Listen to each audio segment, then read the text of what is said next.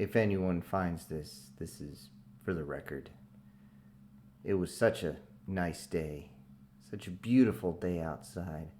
Barely a cloud in the sky. The sun was out. It wasn't too hot. The sun wasn't beating down on you too much. It was a great day to be outside and do anything. Working, playing, just hanging out with your buddies with a couple of drinks. It would have been such a nice day. But just like my old sergeant used to say, bad things happen on nice days, so you always have to be ready for it. And boy, were we not ready. We were not ready for the amount of ships that suddenly entered Earth's orbit, just almost blinking in, just jumping in for some reason. It was so strange that these massive ships would not only come in close like that, though staying clear of our moon for some reason. At least I figure it had something to do with the gravity wells, but regardless of that, they almost blocked out our sun in some places. As they got closer to the planet, it was pretty easy to see. Most of the militaries around the world immediately scrambled, and of course the news reports and all the alerts went out. We all ran home trying to get our weapons and our gear, thinking, oh, we're going to take the fight to these Xenos. Yeah, we're going to take them down. They're going to mess with the wrong planet. But that idea was very short-lived as we got a message from them. These aliens, they were about our height, bipedal like us. It seems like what we consider humanoid is pretty standard across the entire galactic community. At least we would find that out later. What we did find out about these ones is they claimed that they had come here to free us from the overlords that were actually controlling everything. Most of us didn't know what was going on until they saw another ship, then 2, then 5, then 20. Somewhere around 30 different ships had jumped out of our atmosphere, most of them coming out of our oceans, other ones coming out from underground. It was clear these were some sort of weird saucer-ish type shapes, but kind of extended on one side. They didn't spin like you would think, but they looked like they were running up towards the group that had just showed up. But instead of flying to them, they clearly tried to fly around them. And that is when we saw our first taste of interstellar combat. Their weapons seared through each other like some sort of laser beam on crack.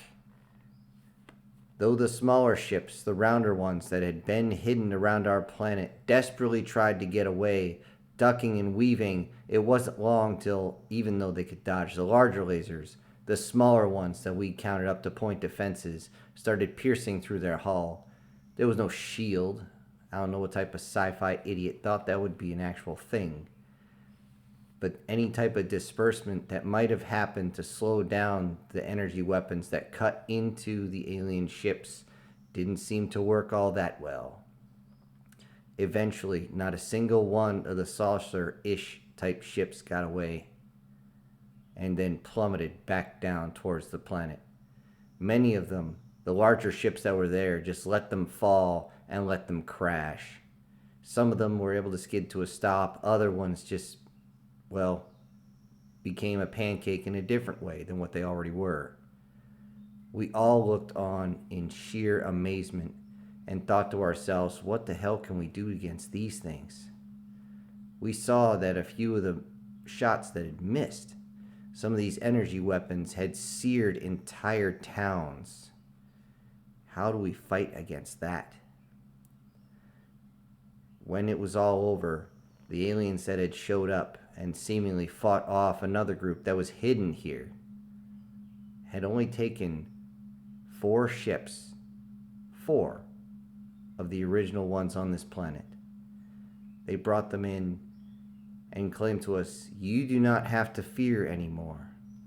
We have purged the infestation from you.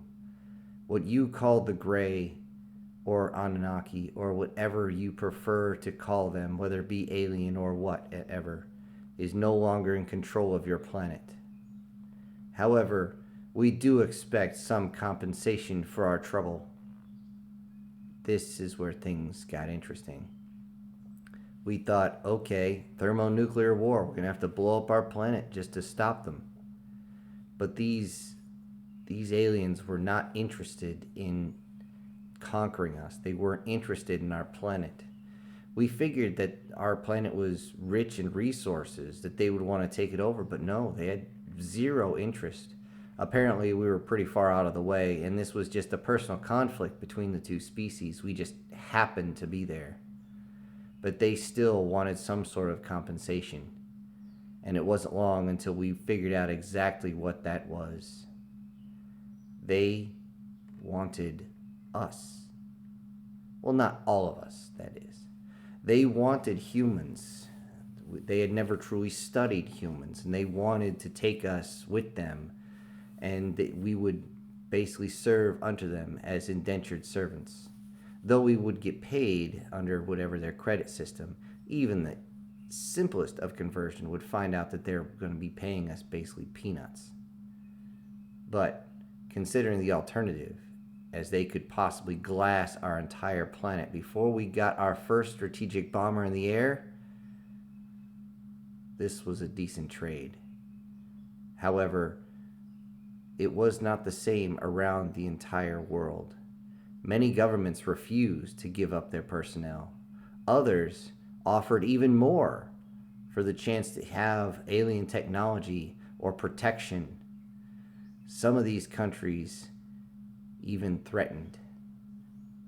However, many other countries, many of those who understood the idea that a one-time payment was worth it, especially since we now knew what we were up against, this was worth it.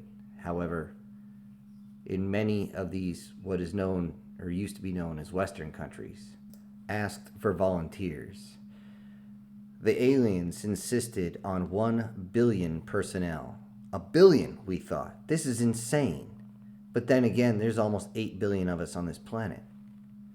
And they said if we would not volunteer, then they would hold a lottery that was, of course, fair and balanced. Yeah, right.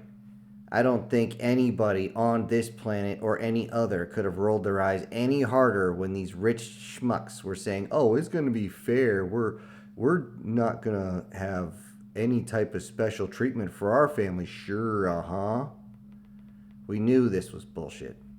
We knew that we would be forced out there in chains if need be. At first, they tried to give the aliens the weakest that we had, the mentally and physically disabled, but the aliens very quickly took these and got mad at the leadership. Immediately, they demanded any and all information on the human genome itself. Most countries wouldn't give anything much beyond what you would find in a biology textbook from the 5th grade. However, the aliens were not having this, and they were getting more and more agitated as they sent their own probes down to go into some of the most secure areas in the entire planet and start ripping the information out. The physical barriers didn't matter much, as these probes would simply hover and cut the way through. It wouldn't matter if it took 30 seconds or 30 days. They were getting through. And the more they had to cut through, the more agitated they got with the leadership, to the point that they said if we did not comply, then they would simply destroy all of us and take everything with them. Eventually, a foregone conclusion happened. Our leaders, our illustrious leaders, surrendered. They allowed the volunteers that were not disabled to go forward. However, they put out that the first ones to volunteer should be those without children, without families, preferably those that have lived a decent amount of their lifetime to go and be sacrifices for the greater good.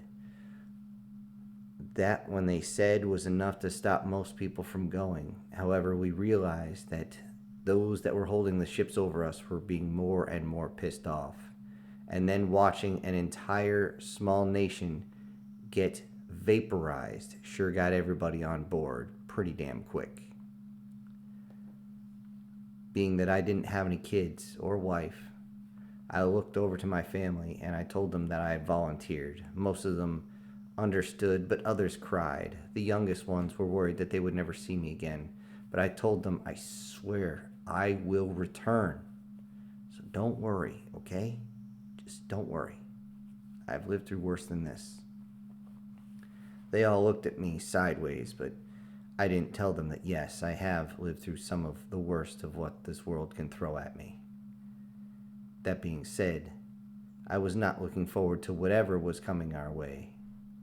Eventually, I would go in for processing. It was not much different than any military personnel goes through, general health checks and things of that nature before we were registered and put on a bus and sent off to a holding area before they brought us up to their ships. You would think that a species that advanced would simply beam you up. Yeah, that doesn't actually happen. Teleportation at that level is such an energy drain, it's insane. And besides, if you have something that's not actually stationary on a planet, apparently it doesn't work. That being said, their shuttles were very large, and as we all were shuffled aboard with what we could carry, we all looked back at one point or another, and basically, silently, we said our goodbyes to this planet, to our own people. Some people tried to say small talk, other ones just kept to themselves. Most of us did keep our eyes straight forward. I could tell just by the look of certain people how they moved that they were prior military like me. I wondered what they had up their sleeve. I knew there had to be some spooks, some CIA agents in here somewhere, some folks who didn't officially exist until now. Lord knows what they were up to, but I really didn't care. All I cared about was making sure that they did not just glass our entire planet. That was my worry the entire time. And I will let you know the pucker factor was up really high. As the shuttle docked with one of their main ships, it simply opened and we were escorted out. They gave us a particular number and then they gave us these devices and told us that we had to follow what it told us. And we followed the instruction without question, just in case. Of course, you don't want to piss off someone like that. As for what our new boss looks like, they seem rather reptilian, I guess you could say.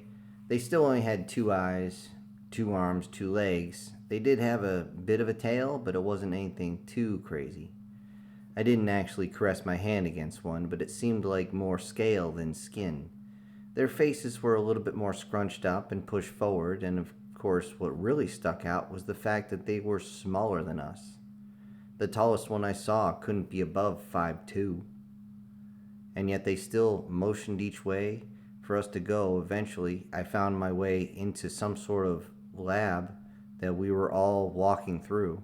As we did, we were stopped and told to stand in a certain area. A machine wrapped itself around me, and then suddenly I was out cold. Although I did feel pressure. It wasn't quite a dreamless sleep, but I could feel the pressure of things moving around me. They must have gave me some sort of sedative, because when I woke up, not only could I understand what the hell they were saying, as some sort of translator was put inside my ear, or inside my brain, I couldn't tell which, but also the device I'm recording on is in there. As you know by now, to get this device, you'll have had to crack my cranium open and rip it out. However, I still would like some sort of record of what happened to me and what happened next. After being released, I checked the time. I was only in there for a few minutes. Seemingly, they hit us with some sort of goop, which was very, very, gross and slimy, but it sure helped us heal a whole lot faster. After that, there was a couple other spots where I simply had to stand in one place. However, the one part that kind of threw everyone off was the fact that they had us disrobe. We could put all our clothes in our bags, yes, but we had to walk the rest of the way without any clothing on. This put a lot of people, definitely uncomfortable position, as most of us are not used to walking around that way. You could see those who were military as we tried to not give a crap, and just a few others who seemed to be comfortable in their birthday suit. However, the rest of them tried to keep covering up. However, every time we entered a new area, we were instructed to put our bags down and hold our hands out to our sides, straight out, so that our hands were even with our neck. Also, we had to spread our legs shoulder width apart as well, and some sort of scanner would go over us. For some of us, after the scanner went over, something else came into play. Another device was put over us, and we insisted to ask what the hell was going on. What was this other device they were using? They never did really answer, but we found our answer really quick. As it turns out, our body hair disgusts them, so they were taking it off. Also, anybody that had blemishes on their body, as in a lot of moles, found them quickly removed. How they did this without causing an extreme amount of pain or needing extra recovery time, I still have no idea. We did have to beg them to let us keep the hair on the top of our heads, of course. They fought us at first, but then a few of the folks who were very good at speaking were able to inform them that that was one of the things that we actually prefer. We want our hair there. If there's any hair for us, that is where. However, they did insist that us men get our facial hair removed permanently. You can't grow a beard, a mustache, or anything like that anymore. Hell, at one point they even shoved something up my nose to get the hairs out of there as well. Oy, that was uncomfortable. However, it took about 4 or 5 hours to get through all these different scanners, all these different adjustments. Every once in a while, I would see someone get pulled off to the side, and listening close, I could hear what was going on. They found a disease that had to be taken care of. Me, with all my time around the world, I realized that eventually they would pull me over, and of course they did. They looked at me confused and asked me how I was still breathing, even with all the different viruses and bugs that were in my system, different parasites and such, many of which were dead, but others were very much alive. I got confused and I asked them if they were talking about my digestive tract, which they did their version of rolling their eyes, which was shoving their jaw from side to side. No, as it turns out, viruses of that number are usually lethal to the galactic community, so they had to clear us of viruses. I had to stand in a pod for about an hour, at least I figured that long, as they went over with some sort of funky energies. This energy, as it went through me, was very weird. All I could say is my whole body felt fuzzy, and then kind of slightly electrified, and then almost gooey, and then fuzzy again, and then different sensations just kept going through over and over again. And eventually, I heard a weird chime, and the pod opened. They didn't say I was clear, they just said, "This way." Down another way, I found that one of the men that I had seen had a huge scar up his back. I didn't really know what it was from, but if I had to guess, it was shrapnel. Not only was the man walking straighter, but all the scars on his back were gone. Whatever they're doing to us apparently has something to do with aesthetics, because I can't figure out anything else. Eventually, after all this was done, they simply brought us into a chow hall and tried to feed us this slime. There was slime, there was goop, and there was towers of what looked like shit. It didn't taste bad. In fact, it didn't taste like much at all. However, when you're that hungry, anything will taste good. That being said, I wasn't exactly thrilled about scooping it up with my hands. We did ask if they had utensils, and they just kind of looked at us weird. Apparently, that's a human thing. Eventually, after licking my hands clean, I didn't realize I was that hungry. They brought us into our individual storage areas. I say storage area because it could barely be counted as a room. We had to tell them that we kind of need a toilet to relieve ourselves. However, they did laugh at this, at least their version of laughing, which was a kind of weird clicking sound they did with their voice, and then sounded kind of like a halfway cough, like a dog. They told us that the restrooms were actually public to all of us, and they point us in the right direction, which was good because whatever goop I had to eat was not sitting well in my system. Thankfully, their entire bathroom setup was pretty good, I'll admit that. It even cleaned you off when you were done, which was grateful, although the amount of us that actually jumped up going, ah, what the hell was that? Was pretty high. Although I can tell you that a few of the women enjoyed that cleansing process a little too much. Regardless of that fact, eventually I got back to my little storage room, which was barely that. I'll give it this, at least I had a window to look out of. Surprisingly, if I went far enough to one side, I could just see the curvature of Earth itself. And then I went to the other side, and I could see Luna, our moon. At least we were still there. I looked, there was a bed that wasn't too bad. I'd say the beds in basic training were about the same, about 2 inches thick of a pad on something hard. Thankfully, there was a little sink for us to clean up and do personal hygiene. At least that part itself was universal. It wasn't more than a day before I realized that we had left Earth orbit. You didn't feel it. So whatever type of inertia dampening system, whatever in the hell it is, they must have turned it on. Because as I woke up and looked to see again if I could see Earth, I didn't see anything but darkness and stars. I went to the other side and I did not see our moon. Oh boy, we're in it for the duration now. What the hell is coming next? I kept track using my watch, but I knew eventually it would run out of power. It was only good for about 2 weeks, so I know after it runs out I won't be able to put a date behind anything or know how many days I've been here. Try to look at the timestamp for each of these files. At least then you'll be able to know. I have trouble accessing this thing. Maybe it really just wasn't set up for humans.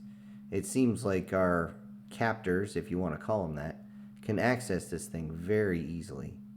It's almost as though they're hooked up to the internet, although it makes me wonder what they're doing off in a corner sometimes. All in all, I would say as far as alien invasion goes, this isn't so bad. Although I can only pray that they didn't just glass the planet after getting their billion people. Now here I sit, staring out into the darkness, wondering where in the hell we're going next. What do they want with us anyway? Why a billion? That's a lot. That is a lot of souls upon this ship. At least, well, I want to say at least, but I'm not even sure if I can say that. I just wonder what the hell's going to happen next.